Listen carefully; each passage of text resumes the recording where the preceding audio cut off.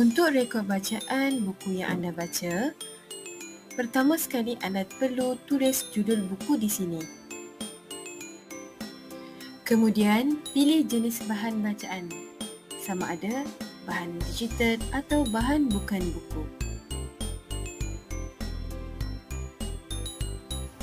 Pilih jenis buku fiksyen atau bukan fiksyen. Fiksyen ialah karya sastera yang dicipta daripada imajinasi seperti novel atau cerita pendek.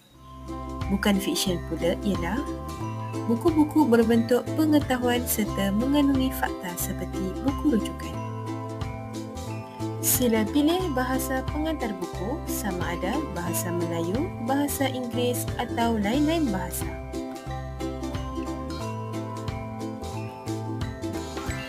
Isikan maklumat berikut: jumlah muka surat, aktiviti yang dilaksanakan dan rumusan.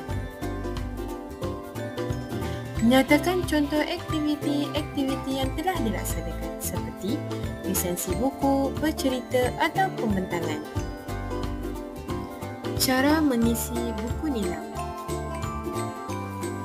Isikan maklumat bahan bacaan, jumlah bilangan, tarikh, nama judul atau tajuk bahan bacaan, pilihan bahasa, tahun terbitan, pengarang dan penerbit buku. Isi maklumat jenis bacaan. Bahagian C pula adalah rumusan atau sinopsis bahan bacaan. Bahagian ini adalah wajib ditulis. Dan yang terakhir sekali adalah aktiviti pengayaan. Sila pilih jenis aktiviti pengayaan yang dilakukan semasa atau selepas pembacaan ini. Rumusan wajib dibuat.